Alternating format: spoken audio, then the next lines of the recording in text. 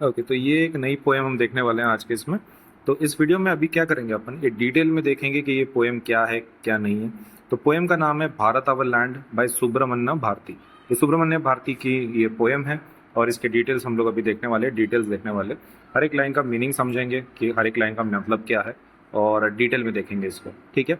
तो word by word explanation देखेंगे, detailed रहेगा, तो थोड़ा सा पेशेंस रखना है क्योंकि हर लाइन अपन एक्सप्लेन करने वाले हैं। चलिए शुरुआत करते हैं, फिर टाइम वेस्ट नहीं करेंगे। तो अपनी जो पहली लाइन है इसमें तो वो है कि the mighty Himavant is ours. Poem का नाम क्या है? Bharat our land. मतलब ऑब्वियसली अपने किसके बारे में? देश के बारे में, राइट। भारत, भारत मतलब क्या? इंडिया। इंडिया आवर लैंड मतलब भारत आवर लैंड मतलब हमारे देश के जमीन के बारे में हम बात करने वाले। तो पहली लाइन क्या है? The mighty Himavant is ours, there is no equal anywhere on earth. तो ये पहली लाइन है। अब इसका मतलब क्या है? हिमवंत मतलब किसके बारे में बात कर रहे हो?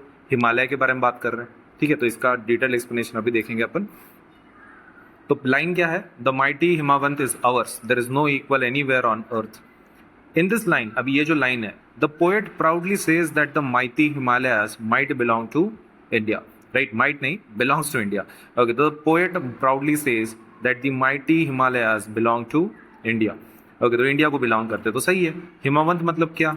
हिमालयाज, और वो इंडिया को ही बिलोंग करते हैं, राइट। इंडिया की जो नॉर्दर्न बॉर्डर है वो हिमालय की ही है, तो वो इंडिया को बिलोंग करती है।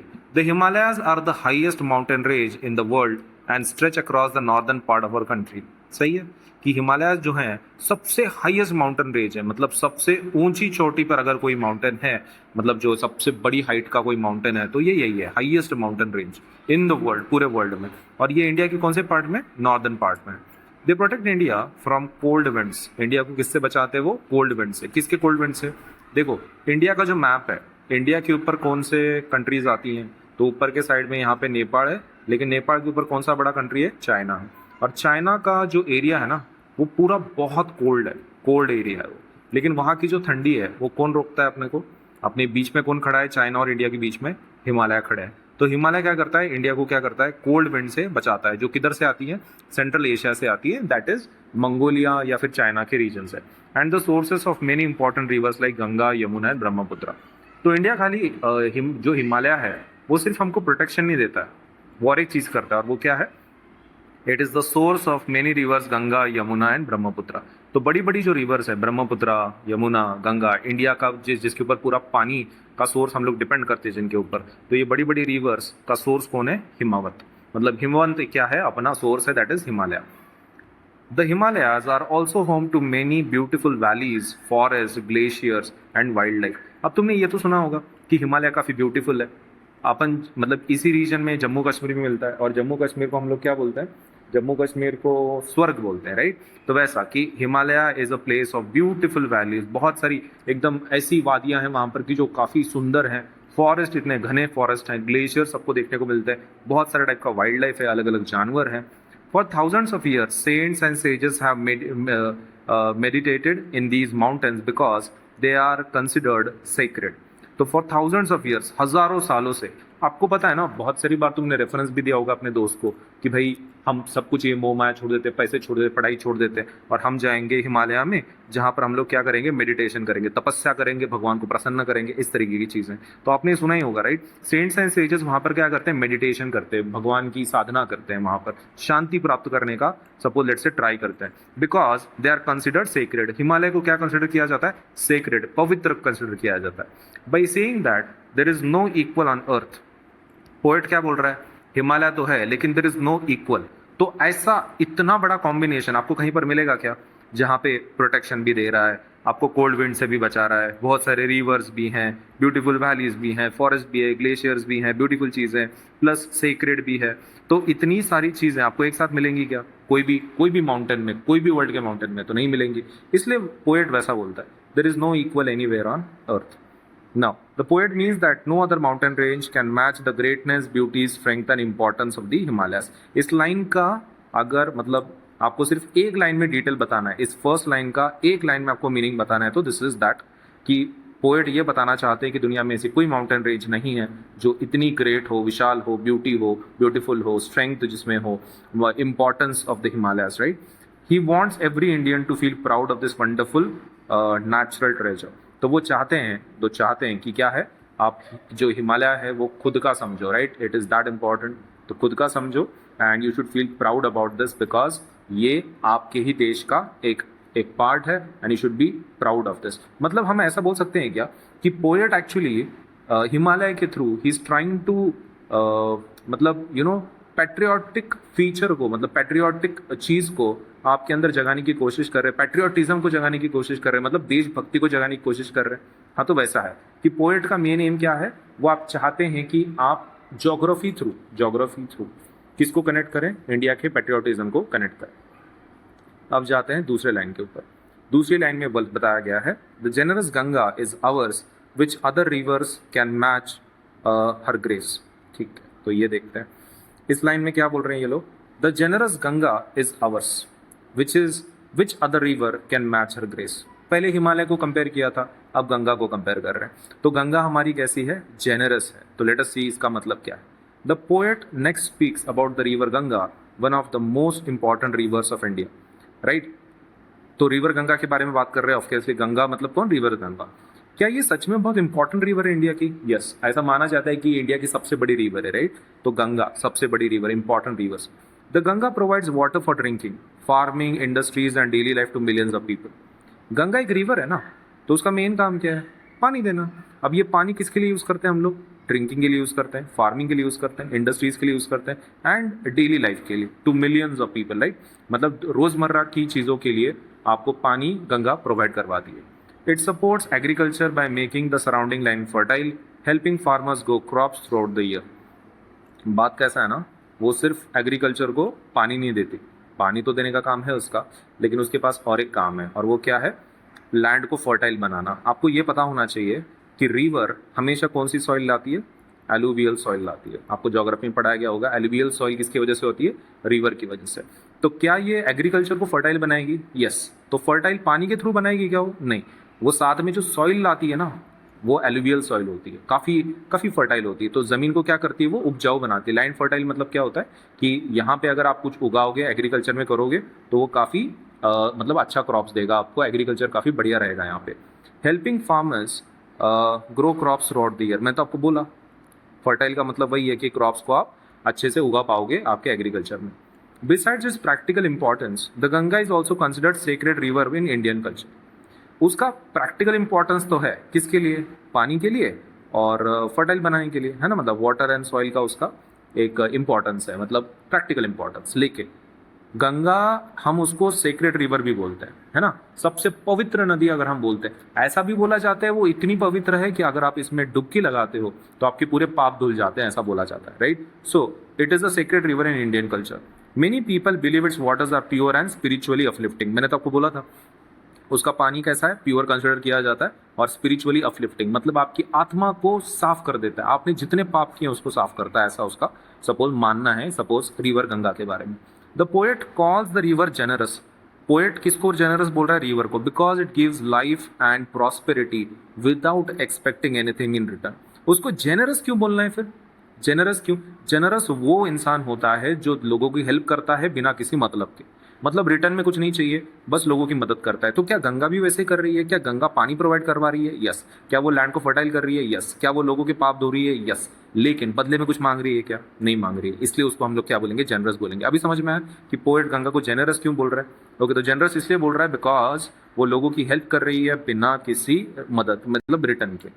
By asking which other river can match her grace, he expresses his belief that the Ganga is unmatched in its beauty, usefulness and cultural significance. अब ये तो समझ में आ गया उसका कि आपको कि जनरस क्यों बोल रहे हैं, क्योंकि उसका प्रैक्टिकल यूज़ है, लेकिन प्रैक्टिकल यूज़ होने के बावजूद वो किसी को रिटर्न में कुछ नहीं मांग रही है, तो इसलिए हम उसको जनरस बोल रहे हैं। और इसका क्या मतलब है, which other river can match her grace? तो ऐसी दुनिया में कोई रिवर हो सकती है जो इतने यूज़ के साथ कल्चर का भी कुछ इंपॉर्टेंस हो, आपकी आत्मा को तृप्त करे, आपकी आत्मा को प्योर करे, ऐसी कोई रिवर है दुनिया में? तो नहीं है। तो which other river can match her grace? तो नहीं है।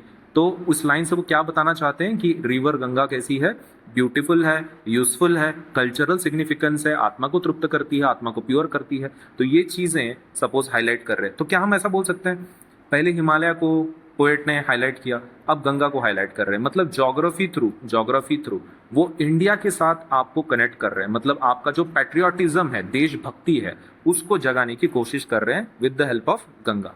है ना? तुम ऐसा मत समझो कि गंगा का बोला तो खाली ज्योग्राफी की बात कर रहे हैं भाई, नहीं, पोएट का उसका डीप मीनिंग है। पोएम की कभी भी सीधी बात नहीं करते पोएट जो रहते हैं। तो मतलब सुब्रमण्य अय्यर यहाँ पे क्या बताना चाहते हैं आपको कि आप ज्योग्राफी को किसके साथ कनेक्ट कर रहे हैं, वो पैट्रियोटिज्म के साथ कनेक्ट कर रहे हैं। नाउ नेक्स्ट लाइन इज, ये नेक्स्ट लाइन है, क्या है? The sacred Upanishads are ours, what scriptures else to name with them. Okay, तो इसकी भी बात कर लेते हैं। अब जो नेक्स्ट लाइन है वो है ये, the sacred Upanishads are ours, what scriptures else to name with them.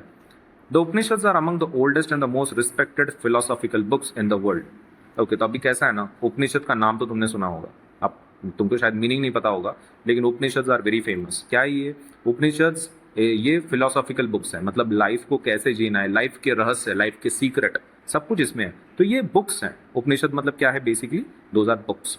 They were written by ancient Indian sages and contain deep thoughts about life, truth, soul and the universe.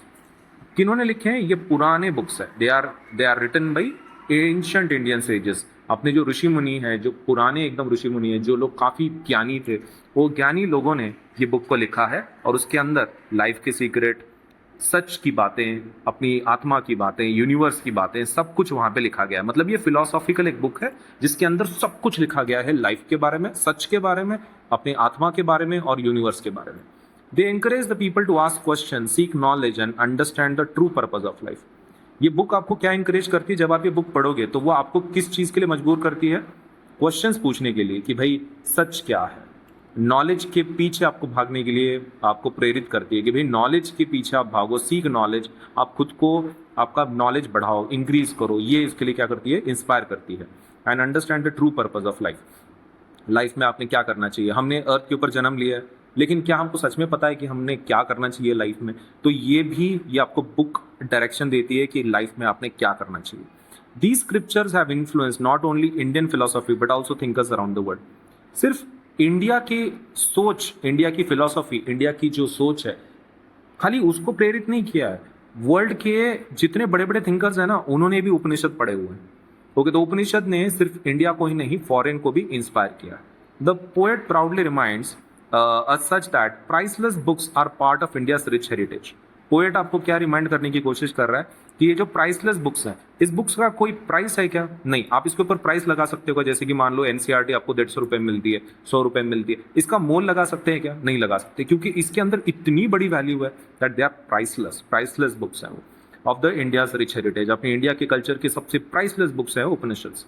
When he asked what other scriptures can be compared with them, he's saying that the wisdom found in the Upanishad is extraordinary and difficult to equal.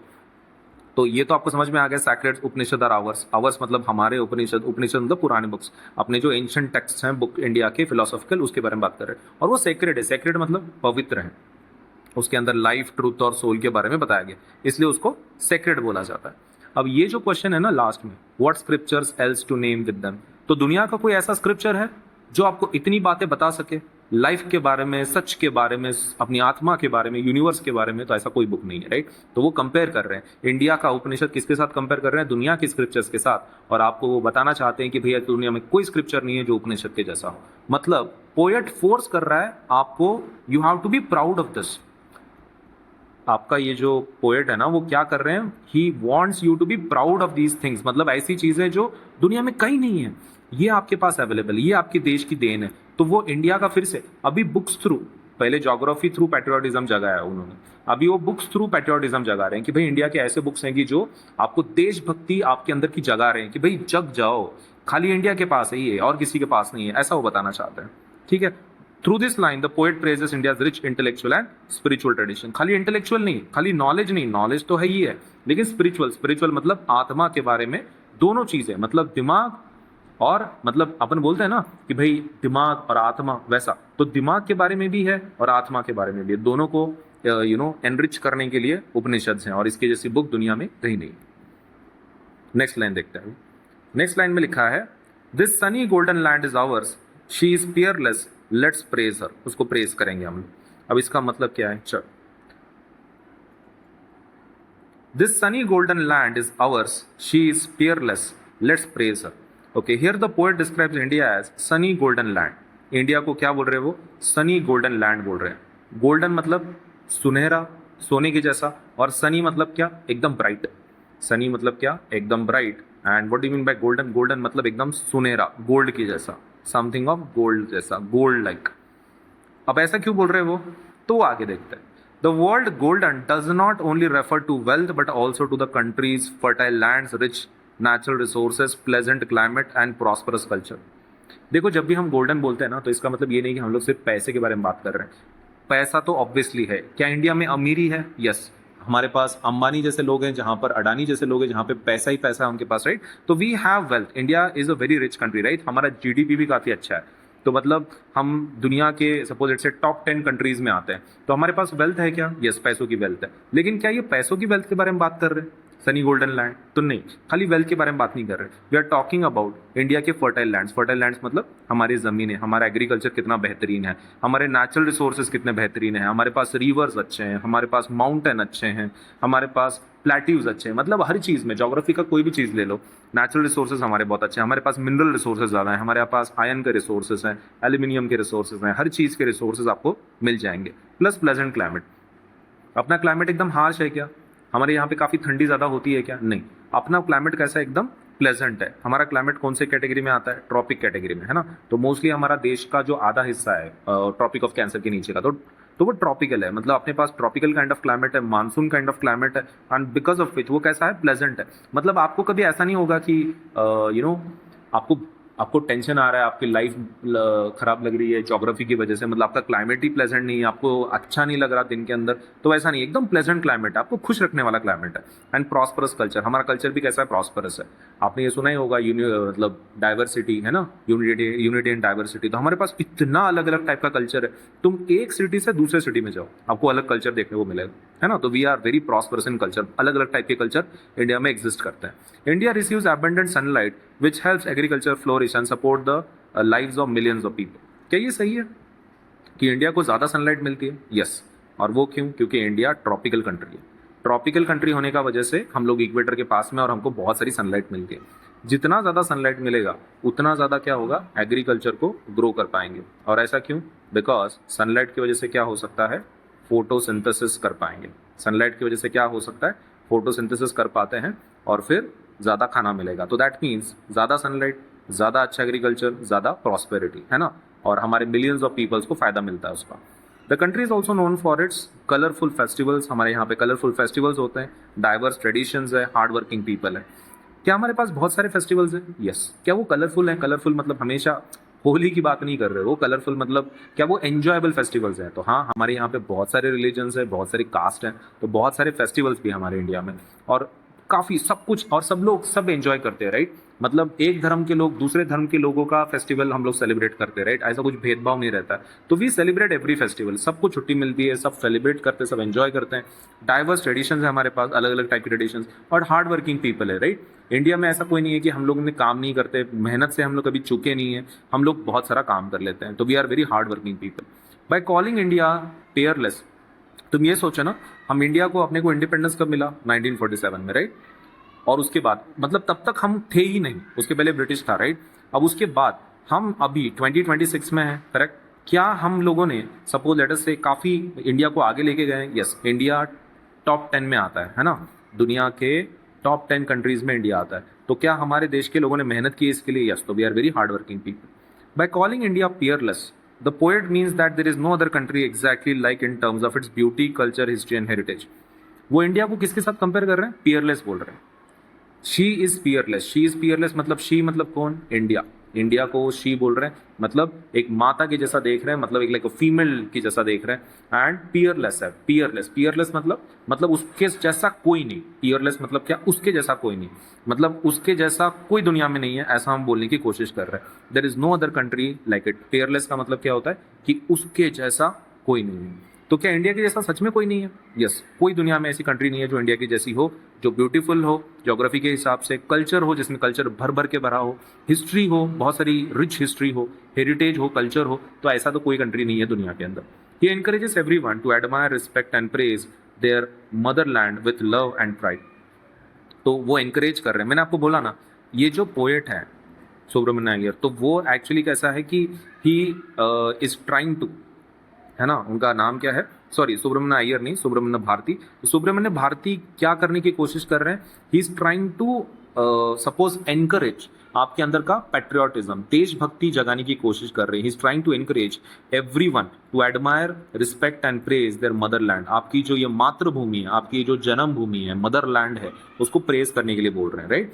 तो वो बोल रहे हैं कि India is a golden land, मतलब खाली पैसे के बारे में नहीं, सबके बारे में, प्लेजेंट क्लाइमेट, नेचुरल रिसोर्सेज, सबके बारे में हम गोल्डन गोल्डन है। और शी इज पेयरलेस, इंडिया पेयरलेस है, किसी की ऐसा कोई दुनिया में कंट्री नहीं है जो हमारे जैसा हो। तो इसलिए हम उसको प्रेज करेंगे। हमने क्यों देश को प्रेज करना चाहिए, क्योंकि हमारी कंट्री बहुत यूनिक है, ऐसा कोई कंट्री नहीं है दुनिया में।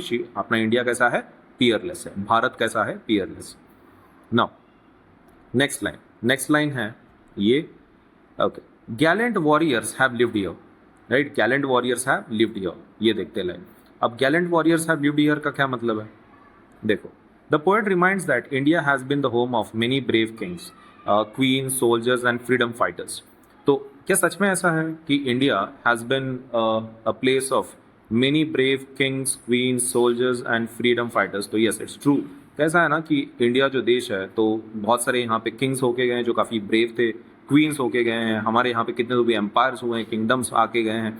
तो we are definitely in that league कि हमारे पास कैसा है, we are very brave in terms of suppose kings, queens, soldiers, freedom fighters. हमारे यहाँ पे फ्रीडम फाइटर्स भी उतने ही ब्रेव थे, राइट।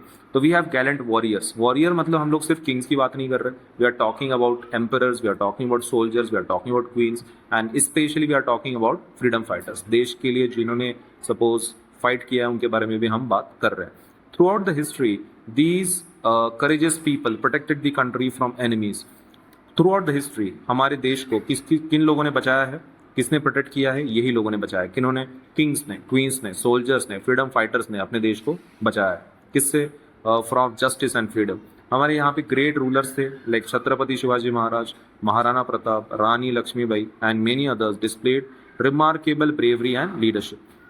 तो हमारे यहाँ पे ऐसे बहुत सारे एग्जाम्पल्स होके गए हैं। आपने छत्रपति शिवाजी महाराज जी के बारे में सुना होगा, महाराणा प्रताप के बारे में सुना होगा, रानी महालक्ष्मीबाई के बारे में सुना होगा, right, and many others, right. तो मेन चीज़ वही है कि रानी लक्ष्मीबाई, महाराणा प्रताप एंड छत्रपति शिवाजी महाराज के बारे में हमने सुना है, and they have shown bravery, अपने देश को बचाया है। तो they have displayed remarkable bravery and leadership. खाली ब्रेवरी नहीं, ब्रेव तो थे ही वो, लेकिन लीडरशिप, क्योंकि वो लोग आज हमारे बीच नहीं है, राइट, इंडिया में वो अभी जिंदा नहीं है, राइट, लेकिन उनको हम फिर भी याद करते हैं। क्यों? क्योंकि हम लोग उनको लीडर जैसा देखते हैं, हम लोग उनकी ब्रेवरी को आज भी प्रेज करते हैं। Their sacrifices inspire future generation to be courageous and patriotic. मैं वही आपको बोला कि वो आज तक हमारे फ्यूचर जनरेशन को एनकरेज कर रहे हैं, करेजियस बना रहे हैं, पैट्रियोटिक बना रहे हैं, देशभक्ति बढ़ा रहे हैं। The word Gallant means brave. उन्होंने बोला है ना गैलेंट वॉरियर्स। वॉरियर मतलब क्या, जो फाइट करता है, और गैलेंट मतलब क्या, गैलेंट मतलब brave, fearless warrior, honourable warrior. तो हम सिर्फ बिना रीजन के झगड़ते हैं क्या, तो नहीं, वी आर ऑनरेबल। कुछ पर्टिकुलर ऑब्जेक्टिव हो तभी हम झगड़ते हैं। जैसे कि फ्रीडम फाइटर्स किसके अगेंस्ट में सपोज फाइट कर रहे थे, तो वो थे ब्रिटिश। ओके, तो क्या हम बिना रीजन के ब्रिटिश से लड़ रहे थे? नहीं, ब्रिटिश हमारे यहाँ पे काफी जुल्म कर रही थी, इसलिए हम लड़ रहे थे। तो we are honourable, we are fearless, we are brave. By mentioning these warriors, the poet wants Indians to remember the courage of those who defended the nation and to take pride in their heroic history. तो poet क्या चाहते हैं, ये line बताकर, वो ये line बताकर ये चाहते हैं, इंडिया को ये बताना चाहते हैं कि जो इंडियंस है, they should remember these warriors who were Gallant warriors, who were fearless warriors, कि जिन्होंने इंडिया को, देश को अपने बचाया, डिफेंड किया, और उसको प्राइड लें उसमें। You should be proud about this कि भाई उन्होंने अपने देश के लिए कुछ किया, उनको याद करें। We should keep them in memory and we should also honour their values, और उसी ऑनर को, उसी वैल्यूज को आगे लेके जाना है अपने देश के लिए। तो you should be patriotic, courageous, just like Gallant warriors. तो आपको आज लड़ने की जरूरत है क्या? तो नहीं, आजकल तो डेमोक्रेसी है, तो वो लड़ने के लिए नहीं बोल रहे हैं। क्या पोएट का मतलब ये है कि अपने को लड़ना है? जो सुब्रमण्य भारती हैं, तो क्या वो ये चाहते हैं कि भाई हम लोग लड़ते बैठे? नहीं, लड़ते बैठे ऐसा नहीं बोल रहे हैं वो, बट वो चाहते हैं कि आप वॉरियर्स बनो किसी भी तरीके से, जिस तरीके से आप कर सकते हो, है ना। मतलब अगर आप पढ़ाई भी करते हो तो वो भी एक वॉरियर के जैसा ही काम हो जाएगा। आपको क्या करना है, सिर्फ देश के लिए अगर ज़रूरत पड़ी तो वॉरियर भी बनना है ना, फिजिकली। मतलब इन शॉर्ट वो चाहते हैं कि फिजिकली आप क्या रहो, स्ट्रांग रहो, फिजिकली स्ट्रांग रहो देश के लिए, वो चाहते हैं इस लाइन से आपको बताना। तो you should be inspired by these people, जैसे कि शिवाजी महाराज, महाराणा प्रताप, रानी लक्ष्मीबाई, इनसे आप इंस्पायर हो। आप भी ब्रेव बनो, फियरलेस बनो, लीडरशिप स्किल्स को बनाओ, ताकि आने वाला जो देश है, आने वाला जो युग है, तो इंडिया क्या होगा, India will progress in the way जो अभी तक प्रोग्रेस होता आ रहा है। ओके, नेक्स्ट लाइन अभी है कि many a sage has sanctified this land. Okay, अभी इस लाइन का मीनिंग समझ के लेते हैं। देखो, many a sage has sanctified this land, इसमें क्या बोल रहे हैं?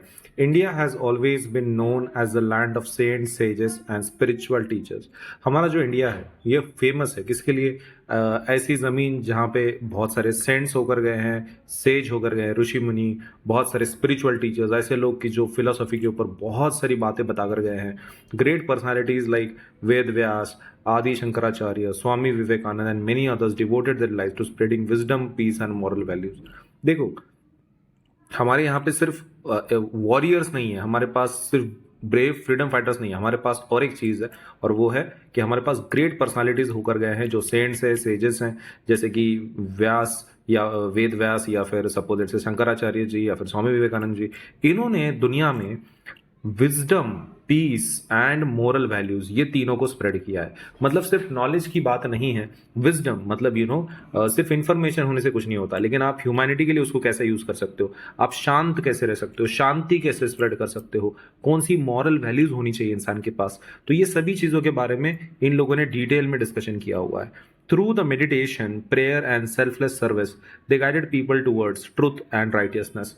तो कैसा है कि इन लोगों ने बहुत सारी मेथड्स बताई कि जिससे कि आप खुद के मॉरल वैल्यू, विजडम और पीस को बढ़ा सकते हैं। जैसे कि आप मेडिटेशन कर सकते हैं, प्रेयर कर सकते हैं भगवान से, या फिर सपोज से परमात्मा से। सेल्फलेस सर्विस, सेल्फलेस सर्विस का मतलब होता है लोगों के लिए काम करना, वो भी बिना किसी स्वार्थ के, सेल्फलेस सर्विस।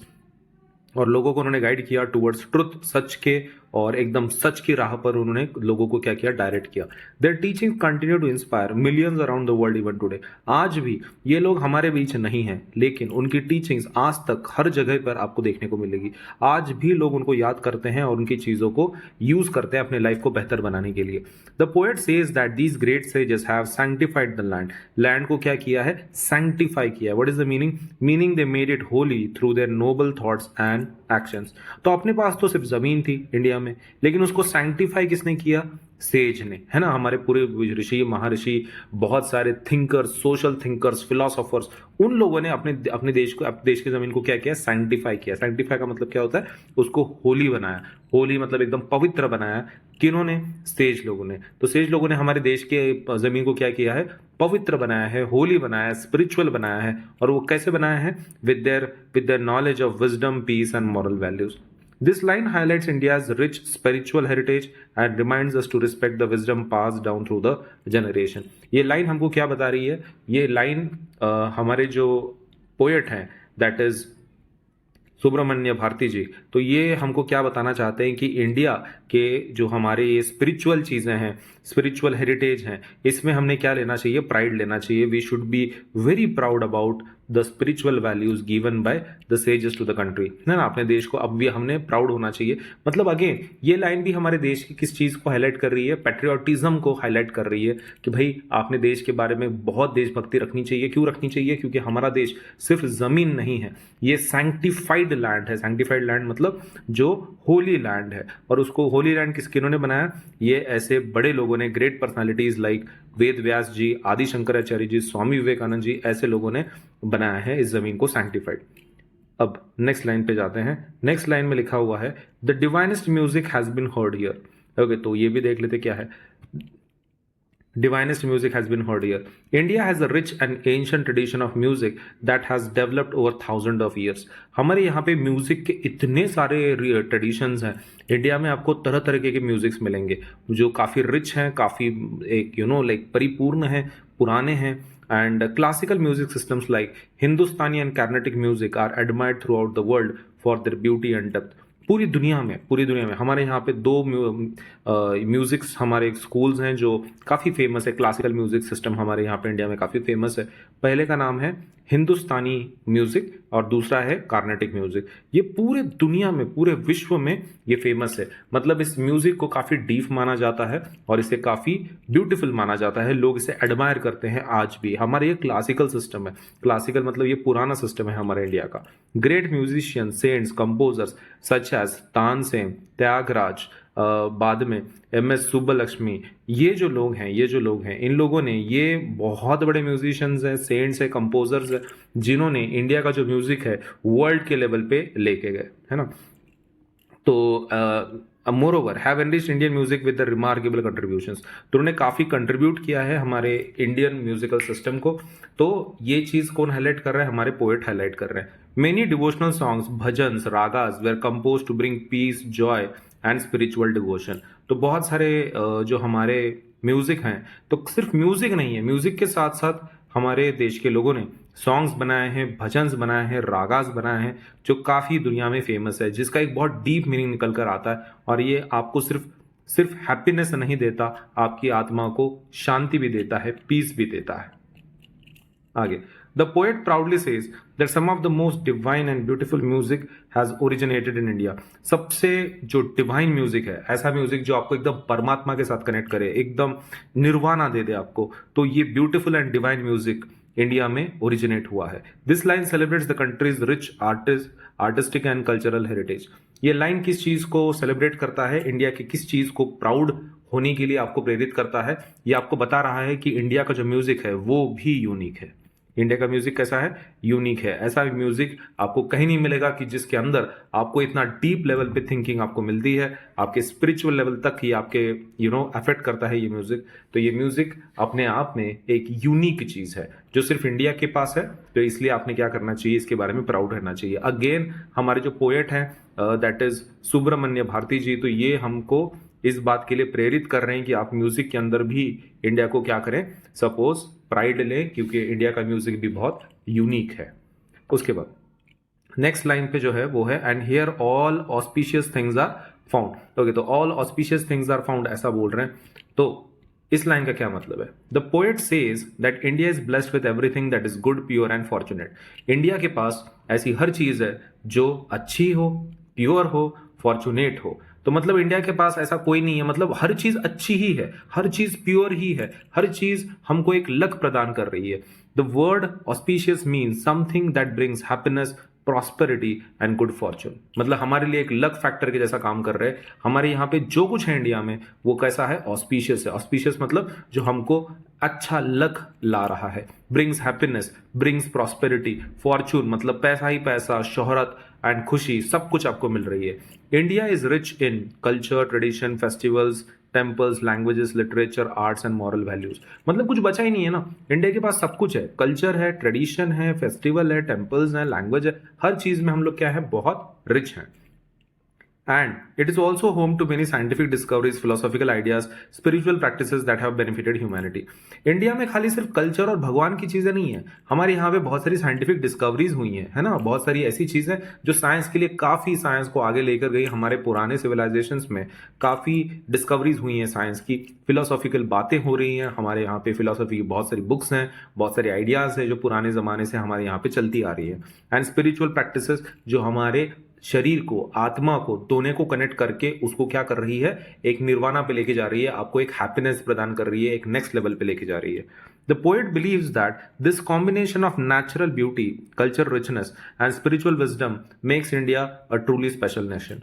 तो पोएट ये मानता है कि ये जो कॉम्बिनेशन है आपके पास, कि नेचुरल ब्यूटी भी है, कल्चर भी है, स्पिरिचुअल भी है, सब कुछ, ये तीनों चीजें मिलाकर इंडिया को क्या हो रहा है? एक स्पेशल नेशन बोल रहे हैं। नेशन तो बहुत है ना वर्ल्ड में, नेशन इंडिया में वर्ल्ड में 200+ है, लेकिन इंडिया को स्पेशल क्या बनाता है? इंडिया जो नेशन है इसको स्पेशल क्या बनाता है? स्पेशल उसको बनाता है उसकी ब्यूटी, उसका कल्चर, उसका spirit. Through out this line he expresses his admiration for the country's many blessings. तो इस लाइन से वो क्या बताना चाहते हैं? वो ये बताना चाहते हैं, मतलब स्टार्टिंग में उन्होंने कैसा किया? सी द पोएट जो है उन्होंने पहले हिमालय को हाईलाइट किया, फिर गंगा को हाईलाइट किया, फिर उपनिषद को हाईलाइट किया, फिर अपने जमीन को हाईलाइट किया, फिर वॉरियर्स को, फिर सेज को, फिर म्यूजिक को। और उन्होंने यहाँ पे इस लाइन में क्या बोल रहे हैं कि भाई बाकी सब कुछ, मतलब इतने तो खाली एग्जाम्पल दिए हैं, लेकिन इसके अलावा इंडिया में हर चीज जो है तो वो स्पेशल है। मतलब यहाँ पे आप पूरी लिस्ट तो दे नहीं सकते ना, तो ही हाईलाइटेड ज्योग्राफिकल थिंग्स, बुक्स के बारे में, अपने जमीन के बारे में, इकोनॉमिकल चीजें, लोगों के बारे में, म्यूजिक के बारे में, सब के बारे में बात की, राइट। तो वो बोल रहे हैं कि इंडिया में सब कुछ ऐसा है जिसके बारे में आप प्राउड फील कर सकते हो। That is what he wants to से।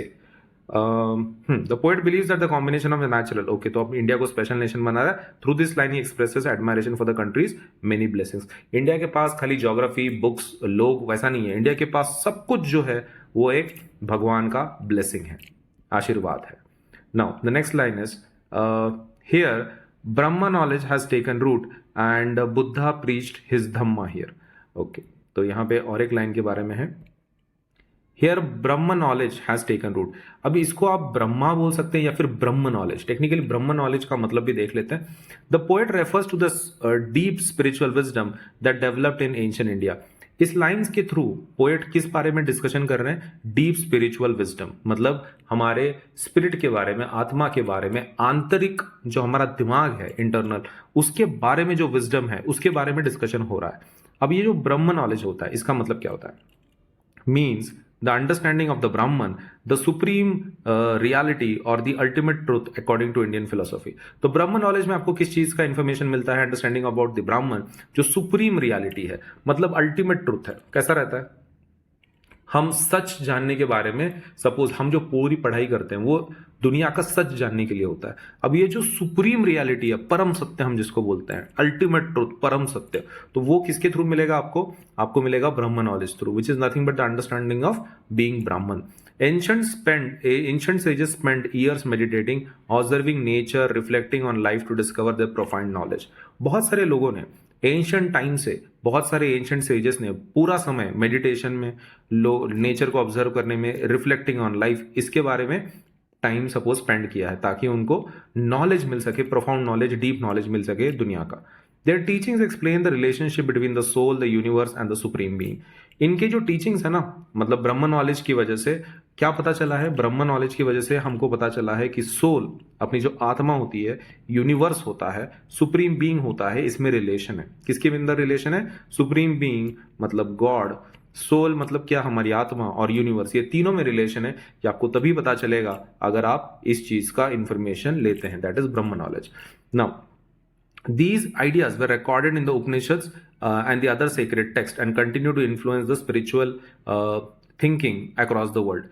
तो ये आइडियाज क्या कर रही हैं? रिकॉर्डेड हैं उपनिषद में, है ना, इसके बारे में ब्रह्म नॉलेज या फिर ब्रह्म नॉलेज जो है, तो ये कैसा है? उपनिषद में रिकॉर्डेड है। मतलब आपने यहाँ पे ऐसे बुक्स है जिसके अंदर ये पूरी इंफॉर्मेशन लिखी हुई है ब्रह्म नॉलेज के बारे में। और हमारे पास कुछ अदर टेक्स्ट भी हैं, अदर सेक्रेट टेक्स्ट, खाली उपनिषद नहीं है, there are other sacred text जिसके अंदर ये सब कुछ इंफॉर्मेशन, स्पिरिचुअल इंफॉर्मेशन दी गई है। By saying the Brahma knowledge has taken root here, the poet proudly declares that India is the birthplace and profound philosophical and spiritual wisdom। Okay, तो root का मतलब क्या है? रूट मतलब यहाँ पे जड़ पकड़ लिए। किसने जड़ पकड़ लिए, किसने रूट पकड़ लिए? ब्रह्म नॉलेज में। मतलब वो पोएट ये बताना चाहते हैं इस लाइन के थ्रू कि इंडिया में किसने रूट पकड़ लिया है? ब्रह्म नॉलेज ने। मतलब ब्रह्म नॉलेज मतलब किसके बारे में बात कर रहे हैं? They are talking about philosophical and spiritual wisdom. Philosophical and spiritual wisdom के बारे में बात कर रहे हैं कि भाई ये चीजों ने, फिलोसॉफिकल बातों ने, अपने आत्मा के बारे में इंफॉर्मेशन, स्पिरिचुअल, है ना, तो वो सब कुछ कैसा है? आपको रूट ले लिया है, इंडिया भी उसी रास्ते के ऊपर चल रहा है। नाउ जो नेक्स्ट लाइन है वो है and the Buddha preached his dhamma here. Okay, तो ये लाइन को समझ के लेते हैं। देखो, बुद्धा जो है, and Buddha preached his dhamma here, आपको ये तो पता ही है कि lord Buddha was born in ancient India, है ना, एंशिएंट इंडिया में इनका जन्म हुआ था। And spent his life teaching people how to overcome suffering and achieve in inner peace. कैसा है कि ऐसा माना जाता है कि वो नेपाल से थे पहले, लेकिन बुद्ध जो है, देखो उनका नाम कुछ और था। बुद्धा वो कब बने, लॉर्ड बुद्धा कब बने? जब उनको निर्वाणा मिला, मतलब उनको पूरा आंतरिक ज्ञान हुआ, जो उनको खुद के बारे में पता चला चीजें, उनको अल्टीमेट ट्रुथ पता चला, सब कुछ, मतलब पूरी दुनिया के बारे में असली सच क्या होता है, जब उनको पता चला, निर्वाणा उनको मिला, तो वो तब एंशिएंट इंडिया में थे, है ना, मतलब वो इंडिया में थे तब उनको वो क्या हो गया, वो सब नॉलेज मिला। तो बिकॉज ऑफ दैट हम ऐसा बोलते हैं कि lord Buddha was born in ancient India and spent his life teaching people how to overcome suffering and achieve inner peace. उन्होंने दुनिया को बस इतना सिखाया कि हम हमारी जो परेशानियां हैं लाइफ में उसको हम ओवरकम कैसे करें और इनर पीस को हम लोग कैसे अचीव करें, मतलब हमारी जो आंतरिक शांति है कि मन हमारा शांत नहीं रहता है, विचलित रहता है, परेशान रहता है, उसको हम शांत कैसा करें, ये चीजें लॉर्ड बुद्धा ने पूरी दुनिया को सिखाई। His teachings known as dhamma encourage compassion, kindness, honesty, self control and wisdom. Buddha के टीचिंग्स का जो नाम है वो है धम्मा। बुद्धा तो पर्सन का नाम है, धम्मा मतलब क्या है, उन्होंने जो चीजें पढ़ाई उसको धम्मा बोलता है। तो धम्मा जो है एनकरेजेस कंपैशन, वो कंपैशन को एनकरेज करता है। कंपैशन मतलब क्या, लोगों के प्रति सहानुभूति। काइंडनेस को करता है, काइंडनेस मतलब आपकी अच्छाई। ऑनेस्टी मतलब क्या, आपका सपोज लेट से जो लोगों के प्रति जो बिट्रे नहीं करोगे, आप ऑनेस्ट रहोगे लोगों के लिए। सेल्फ कंट्रोल मतलब खुद के ऊपर का कंट्रोल, कि आप एक अच्छे इंसान बनोगे, कंट्रोल नहीं जाएगा, गुस्सा नहीं आएगा, ऐसी चीजें। एंड विजडम मतलब बहुत सारी चीजों के बारे में बात की। विजडम मतलब आपके नॉलेज के बारे में। तो dhamma encourages people for compassion, kindness, honesty, self control and wisdom. Buddha taught that the people should avoid extreme and follow the middle path in the life. Buddha ji ने बोला कि एक्सट्रीम को अवॉइड करते जाएं आप, कोई भी चीज एक्सट्रीम ना करें, मिडिल पाथ ले लें कभी भी, ताकि आपकी लाइफ एकदम शांति से गुजर सके। His message spread from India to many countries across Asia and continues to inspire millions even today. अभी लॉर्ड बुद्धा तो हमारे बीच में नहीं है, लेकिन उनकी जो सिखाई हुई चीजें हैं, उनकी जो फिलॉसफी है, वो सिर्फ इंडिया में नहीं, तो इंडिया के आजू बाजू में जितने एशियन कंट्रीज है सब तरफ वो फैला हुआ है। तो मिलियन लोगों को वो आजकल आज भी इंस्पायर करता है। भले ही बुद्धा जी अभी यहाँ पे नहीं है हमारे साथ दुनिया में, लेकिन उनकी जो सिखाई हुई बातें हैं वो आज भी बहुत सारे लोगों को इंस्पायर करती है और लोग उस चीज को फॉलो करता है। By mentioning Buddha, the poet highlights India's role in giving the world one of its greatest spiritual teachers. Okay, तो बुद्धा का मेंशन स्पेशली क्यों किया है, क्योंकि हमारे इंडिया में तो ऐसे बहुत सारे लोग हैं ना जिन्होंने फिलोसॉफिकल बातें की है। तो बुद्धा को इसलिए सपोज लॉर्ड बुद्धा को इसलिए हमने हाईलाइट किया है, हमने मतलब पोएट ने इसलिए हाईलाइट किया है क्योंकि वो बताना चाहते हैं कि बुद्धा जैसे जो एकदम बड़ी हस्ती है वो इंडिया की देन है ना। इंडिया की वजह से, इंडिया के इस जमीन की वजह से बुद्धा जैसे, लॉर्ड बुद्धा जैसे स्पिरिचुअल लीडर हमारे दुनिया में आ पाए, लोगों को मिले वो। This line reminds of India's contribution to peace, humanity and moral values. अब बुद्धा जी की वजह से ही तो दुनिया में शांति आई, राइट? शांति आई, लोग सपोज एक दूसरे के साथ अच्छे बिहेव करने लगे। तो for Shanti, for humanity, for moral values, ये सब कुछ किसका कंट्रीब्यूशन है? बुद्धा जी का कंट्रीब्यूशन है दुनिया के प्रति, है ना। और उसी के अंदर पोएट ये बोलना चाहते हैं कि बुद्धा जी ने पूरे मतलब अपने वर्ल्ड के लिए इतना कुछ किया है, तो इसलिए you should be very proud कि वो इंडिया से थे, है ना। ही वॉज फ्रॉम इंडिया, और उनकी बातों ने पूरे दुनिया में, विश्व में पीस लाया है। वो यही चीज पोएट हाईलाइट कर रहे हैं। नेक्स्ट इज ऑफ होरे एटिक्विटी इज भारत। ओके, तो लेट अस डिस्कस दिस। अभी ऑफ होरे एटिक्विटी इज भारत। द फ्रेज होरे एटिक्विटी मीन्स एक्सट्रीमली एंशंट और वेरी ओल्ड। और एंटिक्विटी का मतलब क्या है? होरे एंटिक्विटी का मतलब है एक्सट्रीमली एंशंट और वेरी वाइल्ड, बहुत ही पुराने जमाने की बात कर रहे हैं हम लोग। The poet says that Bharat और India is one of the oldest civilisation in the world. Hoary antiquity की से क्या बताना चाहते हैं? होरे एंटिक्विटी से क्या बताना चाहते हैं? Old, but not just old, extreme old, very old, बहुत पुराना। तो क्या इंडिया सच में बहुत पुराना है? क्या बहुत सारे सालों से इंडिया एग्जिस्ट करता है? तो yes, poet is highlighting that point कि इंडिया कैसा है, बहुत एंशिएंट है, बहुत पुराना है। India is one of the oldest civilizations in the world with a history that stretches back thousands of years. हमारे जो इतिहास है 1000 साल पहले तक जाता है। Ancient Indian civilization made remarkable achievement in mathematics, astronomy, medicine and architect, literature and philosophy. तो हमारा जो एंशिएंट सिविलाइजेशंस है इंडिया में, उन्होंने बहुत सारे एरियाज में काम किया है। उन्होंने मैथ्स के ऊपर काम किया है, एस्ट्रोनॉमी के ऊपर काम किया है, मेडिसिन के ऊपर काम किया, आर्किटेक्चर के ऊपर काम किया, लिटरेचर के ऊपर काम किया। सभी सेक्शंस में इंडियन सिविलाइजेशन ने काम किया है। Universities like Nalanda, Takshashila attracted students from many countries. शायद इसके कि तुमने नाम सुने होंगे हिस्ट्री में। ये पुराने जमाने की हमारे यूनिवर्सिटीज थे जहां पर लोग पढ़ने के लिए आते थे। जैसे कि हम लोग जाते हैं ना बाहर फॉरेन में पढ़ने के लिए, यूएसए के किसी यूनिवर्सिटी में, यूरोप के किसी यूनिवर्सिटी में, लंदन के किसी यूनिवर्सिटी में, जैसे कि ऑक्सफोर्ड हो गया, कैम्ब्रिज, ये ऐसे बड़े बड़े यूनिवर्सिटीज में लोग जाते हैं ना सीखने के लिए। वैसा इंडिया में तब के जमाने में ऐसे यूनिवर्सिटीज थे जिसका नाम था नालंदा एंड तक्षशिला। लोग यहाँ पर आने के लिए दूर दूर से आते थे यहाँ पर पढ़ने के लिए। तो नालंदा और तक्षशिला ये बहुत बड़े यूनिवर्सिटीज थे हमारे इंडिया में, जहाँ पे लोग दूर दूर से आते थे पढ़ने के लिए। India's long history has shaped it's rich traditions and diverse culture. India का जो इतना बड़ा हिस्ट्री है ना, उसने इंडिया के ट्रेडिशंस को और कल्चर को क्या किया है, शेप किया। हमारी हिस्ट्री ही इतनी बड़ी है, हमारी हिस्ट्री इतनी बड़ी है कि हमारा कल्चर और हमारा ट्रेडिशन उसी से अफेक्ट होता है ना। हमारी पूरी हिस्ट्री उसको डेडिकेट डिक्टेट करती है कि हमारा ट्रेडिशन कैसा होगा और हमारा कल्चर कैसे होगा। By mentioning its ancient heritage the poet reminds us that India has made significant contribution to world civilization and continues to preserve its glorious past. Okay, तो इसके बारे में डिस्कशन करके वो क्या बताना चाहते हैं पोएट, ये पुराने जमाने की बातें बता कर क्या बताना चाहते हैं, वो ये बताना चाहते हैं कि इंडिया पुराने जमाने से वर्ल्ड के सिविलाइजेशन को कंट्रीब्यूट कर रहा है and continues to preserve its glorious past. हमारे पुराने पास्ट को प्रिजर्व भी कर रहा है और दुनिया को नई चीजें भी सिखा रहा है। तो इंडिया के वर्ल्ड के सिविलाइजेशन के लिए इंडिया का जो मेजर कंट्रीब्यूशन है, हमने इतनी सारी चीजें बताई हैं लोगों को, तो वो इसलिए हमारे पुराने जमाने को याद करने के लिए सपोज पोएट हमको बोल रहा है। Now next line is she is peerless, let's praise her. Okay, तो ये देख लेते हैं। ओके, इसमें शी का मतलब क्या है? शी का मतलब हम किसके बारे में बात कर रहे हैं? हम लोग इंडिया के बारे में बात कर रहे हैं, हमारे भारत देश के बारे में बात कर रहे हैं। She is Peerless. अब पियरलेस का मतलब देखते हैं। The poem concludes that poet expressing his deep love and admiration for India. आपको इतना तो अभी तक पता ही चल गया होगा कि ये पूरा पोएम किसके बारे में है? इंडिया के सपोज लेट्स से इंडिया के बारे में है, इंडिया को प्रेज करने के लिए है। द वर्ड पियरलेस मीन्स अनइक्वल्ड और विदाउट एनी इक्वल। ओके, तो she is Peerless. Who is Peerless? India is Peerless. Peerless मतलब जिसको हम लोग किसी के साथ कंपेयर नहीं कर सकते, राइट? इट इज अनइक्वल्ड, उसके जैसा कोई है ही नहीं। तो क्या सच में ऐसा है कि इंडिया के जैसा कोई नहीं है? हाँ, तो ये सच बात है एक्चुअली कि इंडिया के जैसा there is nobody in the world. Throughout the poem, the poet has described India's magnificent mountains, holy rivers, ancient scripture, brave warriors, wise sages, beautiful music, spiritual knowledge and history. इतनी सारी चीजों को highlight किया है, right? हमने तो वो देखा ही है वैसे। पहले हिमावंत बोल के ज्योग्राफी को हाईलाइट किया, उसके बाद गंगा को बोल के फिर से ज्योग्राफी को हाईलाइट किया, उपनिषद बोल के उन्होंने बुक्स को हाईलाइट किया, गोल्डन लैंड मतलब उन्होंने इकोनॉमी के बारे में बात की है, वॉरियर्स और उसी के साथ शांति वाले दूत भी हमारे पास है, सेजेस हैं, वॉरियर्स हैं, म्यूजिक के बारे में बात की है और पूरे ऑस्पिशियस थिंग जो क्या करते हैं, पवित्र होती है।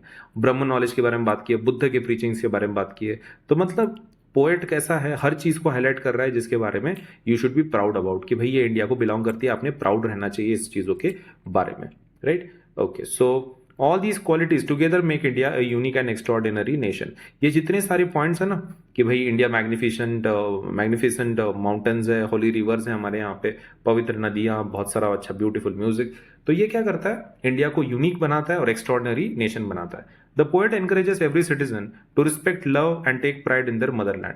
पोएट क्या करता है? एनकरेज करता है किसको? सिटीजन को, कि सिटीजन ने क्या करना चाहिए? रिस्पेक्ट देना चाहिए देश को, देश के बारे में प्यार करना चाहिए और देश के प्रति प्राइड रखना चाहिए, क्योंकि इतनी सारी बातें देश के पास हैं और वो देश को क्या बनाती है?